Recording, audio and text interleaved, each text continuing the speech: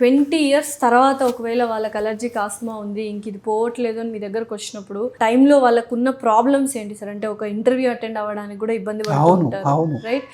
ఎవరైతే కెరీర్లోకి ఎంటర్ అయిపోతుంటారో కెరీర్లోకి కనీసం enter అయ్యేటప్పుడన్నా clean చేసుకుంటా అంట. నేను ఇప్పుడు చదువు అయిపోయిందమ్మా, చదువు అయిపోయిన తర్వాత ఇంటర్వ్యూలు జాబ్లేగా. సో ట్రీట్మెంట్ ఏజ్ కైనా ఉంది, కానీ మీరు ఉన్న ఏజ్ లో ప్రాబ్లమ్స్ వస్తుంటాయి కాబట్టి ఎంత ఎర్లియర్ ది బెటర్ అంట. నేను ఏజ్ లో నేను సపోజ్ మనం ఇప్పుడు 20 ఇయర్స్ తర్వాత 20 ఇయర్స్ తర్వాత ఏముంటుందమ్మా, జనరల్ గా చదువులు అయిపోతుంటాయి, కెరియర్స్ మొదలవుతుంటాయి.